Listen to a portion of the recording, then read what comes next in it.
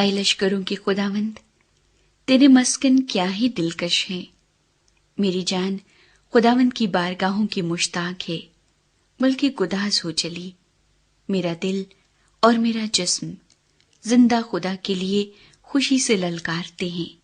اے لشکروں کے خداوند، اے میرے بادشاہ اور میرے خدا، تیرے مذہبوں کے پاس گوریا نے اپنا آشیانہ اور ابابیل نے اپنے لیے گھونسلہ بنا لیا، جہاں وہ اپنے بچوں کو رکھے۔ مبارک ہیں وہ جو تیرے گھر میں رہتے ہیں، وہ سدا تیری تعریف کریں گے۔ مبارک ہے وہ آدمی جس کی قوت تجھ سے ہے، جس کے دل میں سیون کی شاہراہیں ہیں۔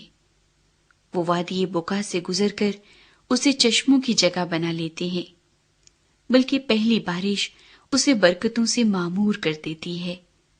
وہ طاقت پر طاقت پاتے ہیں۔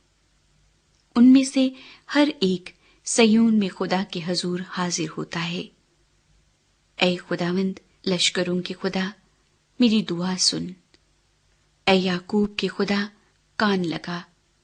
اے خدا، اے ہماری سپر، دیکھ اور اپنے ممسوح کے چہرے پر نظر کر، کیونکہ تیری بارگاہوں میں ایک دن 1000 سے بہتر ہے۔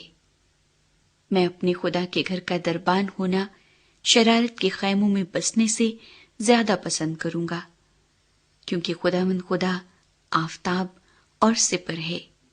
خداوند فضل اور جلال بخشے گا، وہ راست رو سے کوئی نعمت باز نہ رکھے گا۔ اے لشکروں کے خداوند، مبارک ہے وہ آدمی جس کا توکل تجھ پر ہے۔